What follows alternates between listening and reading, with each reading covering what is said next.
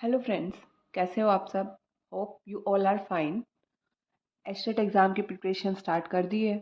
Hopefully आप लोग भी अपना बेस्ट दे रहे होंगे। हमने एस्टेट 2021 का पेपर सीरीज स्टार्ट किया था। आज इसके लास्ट 10 क्वेश्चंस हैं। आज हम एस्टेट 21 का पेपर फिनिश कर देंगे पीजीटी केमिस्ट्री के लिए, राइट। तो वीडियो को लाइक शेयर और सब्सक्राइब ज़रूर करना। कमेंट्स वगैरह करो ताकि पता चले हमें भी आपको कंटेंट कैसा लग रहा है, राइट। स्टार्ट करते हैं। क्वेश्चन नंबर 141 क्या कहता है। When an aryl halide is treated with the strong basic amide ion in liquid ammonia it is converted into aniline. The intermediate in the reaction is. Intermediate बताना है reaction में। देखो easy सा reaction है। Reaction mechanism से related है। Reaction mechanism में हमारे दो तीन मैकेनिज्म आते हैं, SN1 SN2, या फिर मेनली बोलूँ तो बेंजाइन और फ्री रेडिकल। इनमें से एक ना एक क्वेश्चन तो आपका 101% आ ही जाता है। बहुत बार तो दो तीन क्वेश्चन भी आ जाते हैं आपके, राइट। पहले क्या बोला इसने, अराइल हराइड। अराइल हराइड का मतलब है बेंजीन रिंग, और बेंजीन के ऊपर कोई भी हलाइड लगा है। एक्स मतलब कोई भी हो सकता है, chlorine fluorine bromine etcetera, halide ion. इसकी रिएक्शन करानी है हमें किससे, treated with strong basic amide. हमने ले लिया लिक्विड अमोनिया से रिएक्शन करा दी, in the presence of liquid ammonia. और किससे, अमाइड आयन से, सोडियम अमाइड ले लिया, सॉरी ये NH2। अमाइड क्या होता है, NH2 नेगेटिव, मतलब उसके साथ कुछ ना कुछ पॉजिटिव आयन जुड़ा होगा, या तो NH2 नेगेटिव लिख दो या सोडियम लिख दो, सोडियम अमाइड। इसकी रिएक्शन हमने करवाई तो ये कन्वर्ट हो गया एनिलीन में। एनिलीन का मतलब क्या होता है, बेंजीन रिंग के ऊपर NH2 ग्रुप लगा है। इसका मैकेनिज्म कौन सा होगा, सीधा सा है, इसको बोले या तो हम बेंजाइन मैकेनिज्म, या फिर इसी को बोलते हैं addition, sorry elimination addition reaction. ये मैकेनिज्म होता है इसका। कैसे देखते हैं, जैसे मान लो ये क्या है, मान लो क्या है, ये हमारा अमाइड आयन बेसिक है। बेसिक है तो हाइड्रोजन आयन को एब्स्ट्रैक्ट करेगा। हाइड्रोजन कहाँ से लेगा ये, अब बेंजीन रिंग है हमारी, यहाँ पे मान लिया हेलोजन लगा है, यहाँ पे ऑर्थो पोजीशन पे हाइड्रोजन है ना। अमाइड आयन क्या होता है, NH2 नेगेटिव आयन। अब ये NH2 नेगेटिव यहाँ पे अटैक करेगा और इस हाइड्रोजन को एब्स्ट्रैक्ट कर लेगा, अमोनिया बाहर निकल जाएगा। हाइड्रोजन एज H पॉजिटिव बाहर निकल गया। यहाँ पे हमारा क्लोरीन है, और यहाँ पे ये रिंग के ऊपर क्या आ गया, H पॉजिटिव बाहर गया तो नेगेटिव चार्ज आ गया।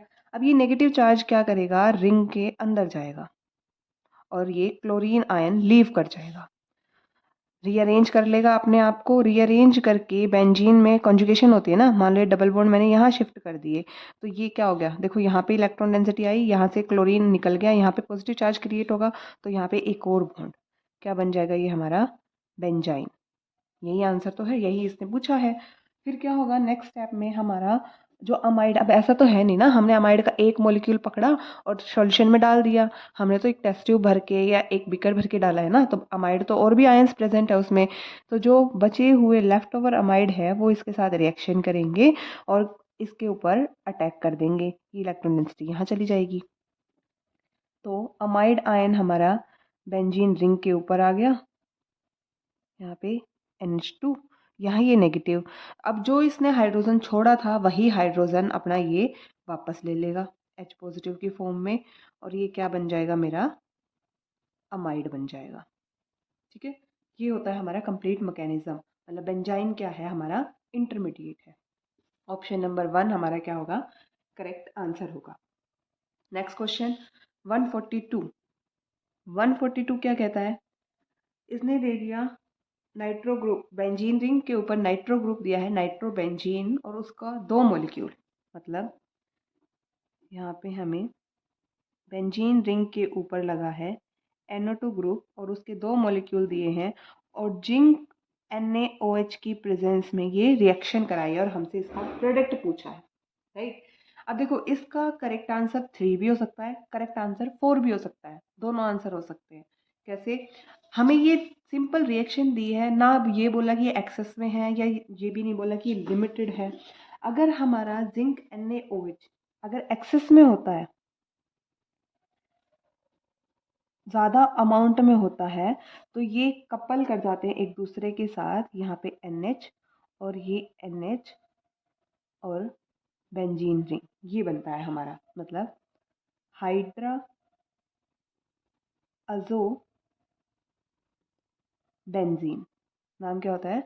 हाइड्रा अजो बेंजीन, सॉरी BENZE, हाइड्रा अजो बेंजीन बनता है।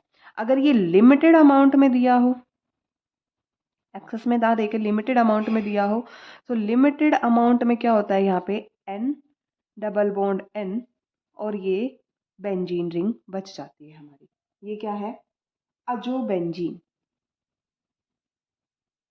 अजो benzene, right.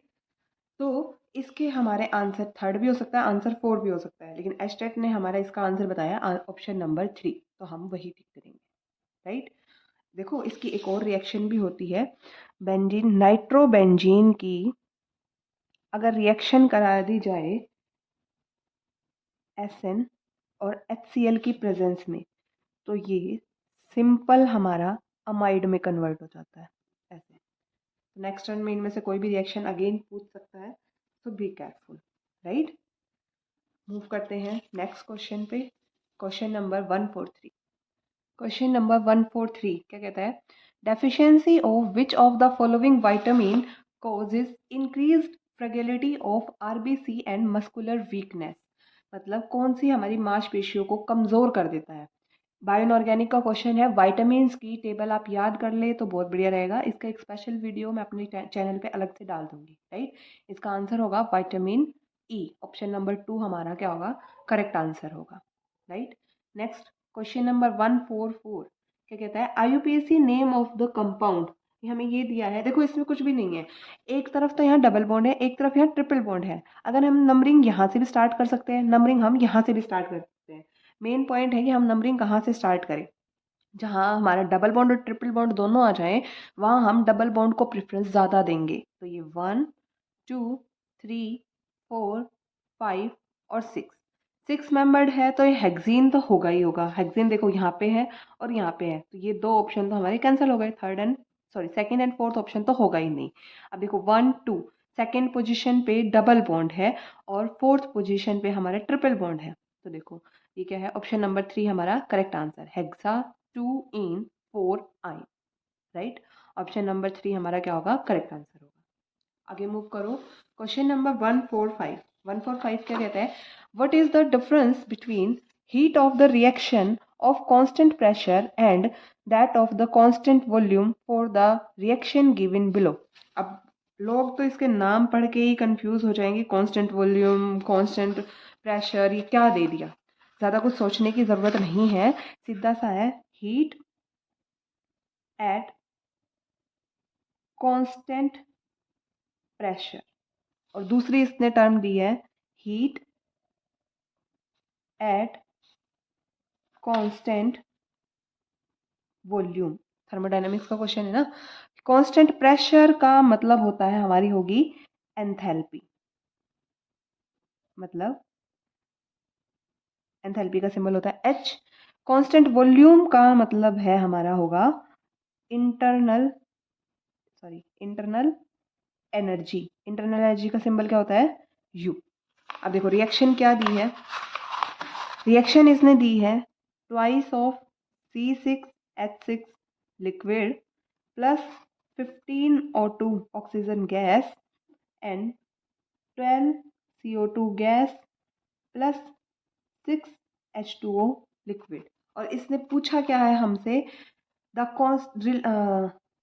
Difference between heat of the reaction at constant pressure and constant volume, मतलब डिफरेंस पूछा है, हमसे पूछा है delta H minus delta U, और टेम्परेचर इसने दे दिया कितना? 27 डिग्री सेल्सियस, राइट। अब हमें पता होना चाहिए, देखो और कुछ याद है या नहीं है, इतना तो याद होगा ना, H इक्वल्स टू होता है हमारा U प्लस PV। अब ना तो यहाँ पे प्रेशर की वैल्यू दी है, ना यहाँ वॉल्यूम की वैल्यू दी है, तो कुछ ना कुछ और लगेगा। अब हमें पता है आइडियल गैस इक्वेशन होती है PV इक्वल्स टू nRT।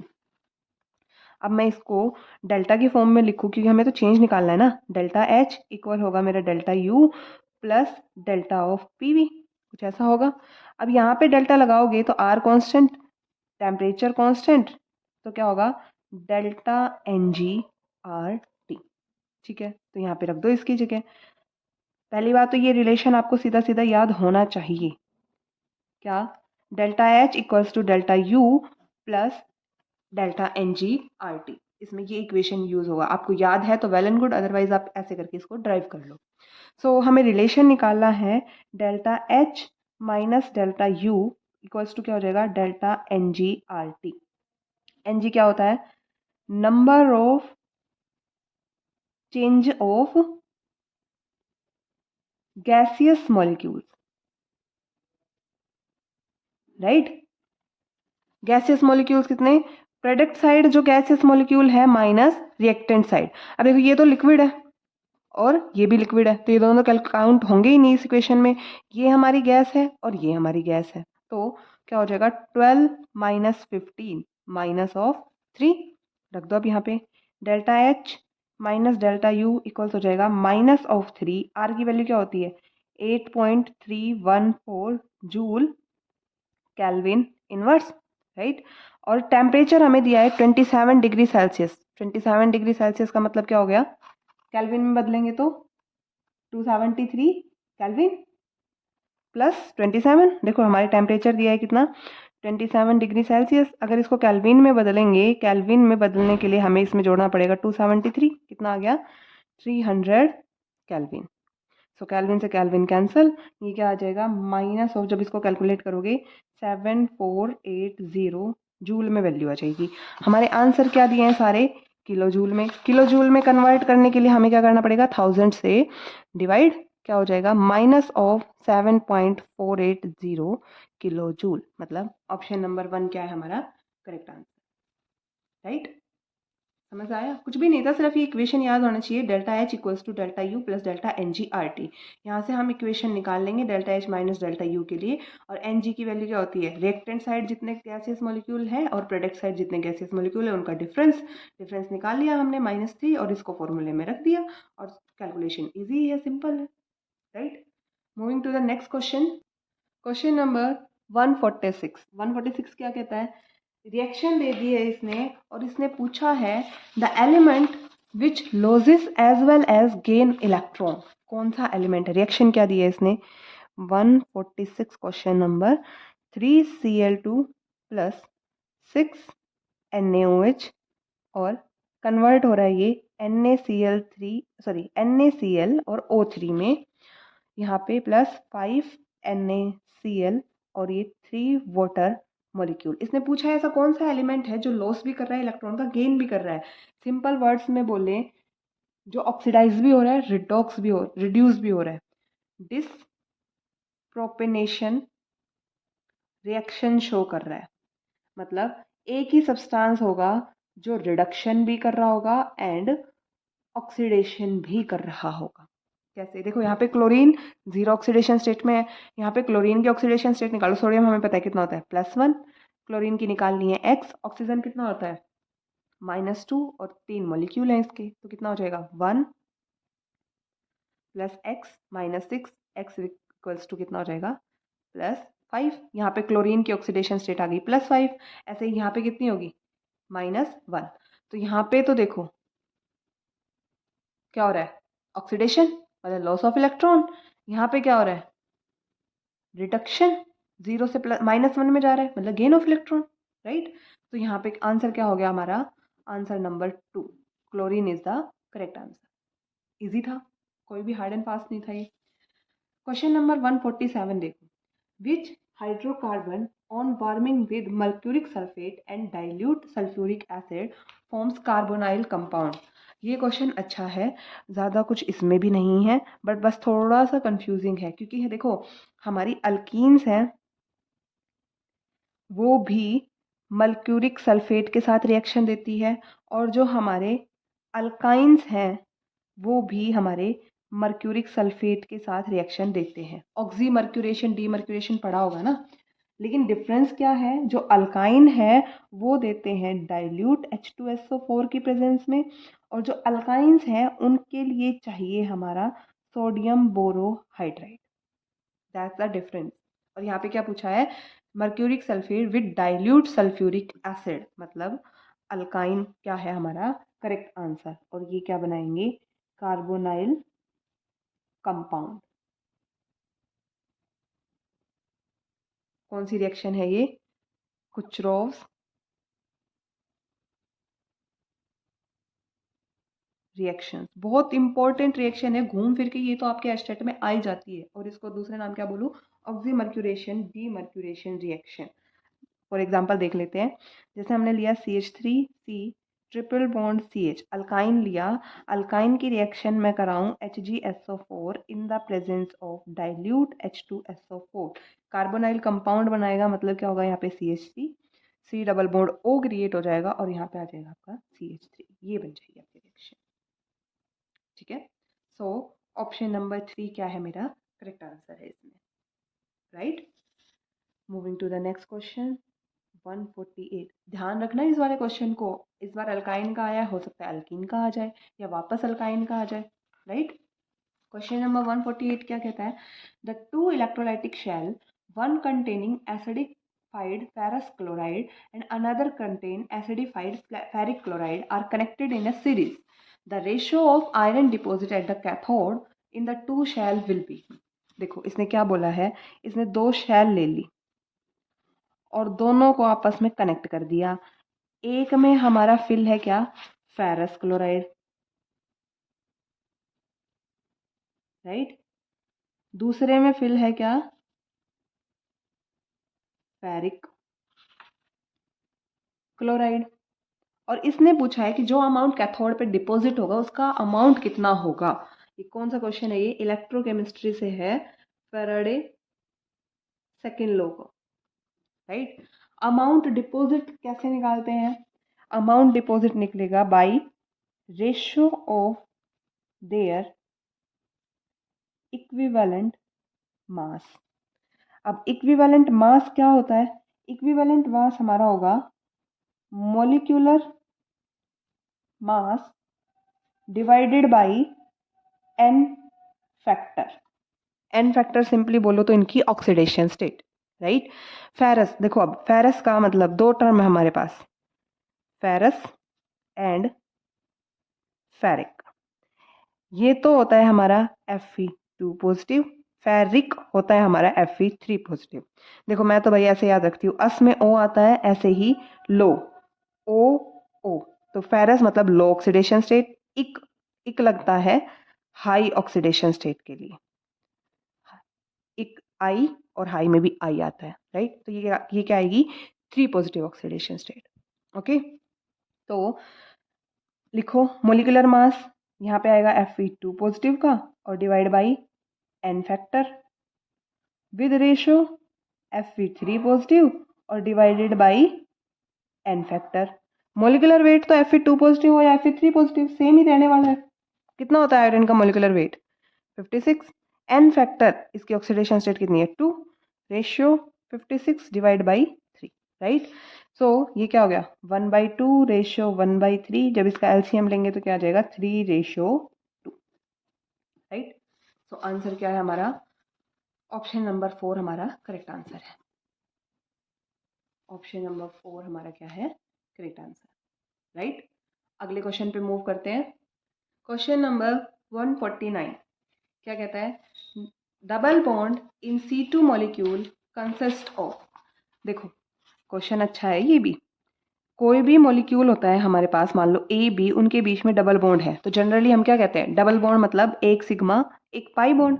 इसने स्पेसिफिक मॉलिक्यूल दे दिया C2 के बीच में जो डबल बॉन्ड है उसमें पाई और सिग्मा कितने होंगे, कैसे होंगे।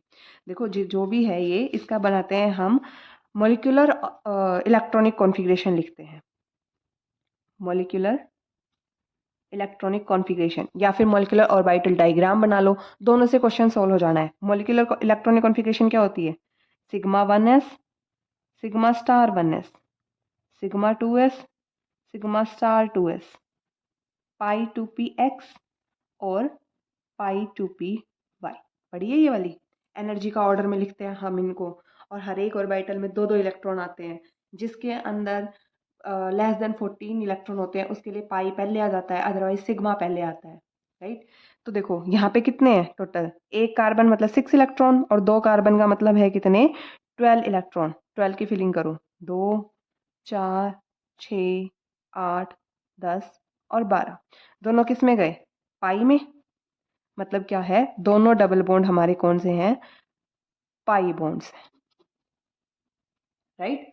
दोनों डबल बॉन्ड हमारे क्या होंगे, पाई बॉन्ड होंगे। ये एनसीईआरटी का क्यों लाइन उठा के दी हुई है। हमारे जैसे बच्चे क्या करके आएंगे कि एक सिग्मा एक पाई, बट ये क्या होगा, गलत हो जाएगा। C2 में दोनों क्या है, पाई डबल बॉन्ड है। Okay, so option number second क्या है हमारा correct answer. Next question, question number 150 क्या कहता है, विच ऑफ द प्रॉपर्टी, और आज के पेपर का लास्ट क्वेश्चन, इसके बाद आपका ये पेपर, ये सेक्शन कंप्लीटली सॉल्व हो जाएगा, right. Which property of the transition metal is responsible for complex formation? complex formation के लिए कौन सी property responsible है, ऑप्शन देखते हैं। फर्स्ट देखो, large size of the transition metal cation, जरूरी तो नहीं है, कुछ बड़े भी होते हैं कुछ छोटे भी होते हैं। पढ़ा था ना हमने इससे पहले वाले में, क्या 3D सीरीज से ज़्यादा बड़ा साइज होता है 4D का, लेकिन 4D और 5D सीरीज का ऑलमोस्ट साइज सिमिलर होता है, तो ये तो नहीं होगा। फिर क्या है, सो शेवरल ऑक्सीडेशन स्टेट, हाँ बहुत सारी ऑक्सीडेशन स्टेट देता है, +2 से लेके +7 +8 तक ऑक्सीडेशन स्टेट देता है। तो यही क्या है हमारा करेक्ट आंसर। पर एक बार आगे वाले और चेक कर लेते हैं, absence of vacant N-1 d orbital, absence थोड़ी होती है, ये तो प्रेजेंट होती है, तो ये ऑप्शन गलत। Due to stable +2 oxidation state, जरूरी थोड़ी है, और भी ऑक्सीडेशन स्टेट्स हैं जो कि स्टेबल है। सो ऑप्शन नंबर 2 क्या है हमारा करेक्ट आंसर। दैट्स ऑल, आपका एस्टेट 21 पीजीटी केमिस्ट्री का सेक्शन कंप्लीट होता है। अगर आपको वीडियो सॉल्यूशंस पसंद आए हैं तो लाइक शेयर और सब्सक्राइब जरूर करना।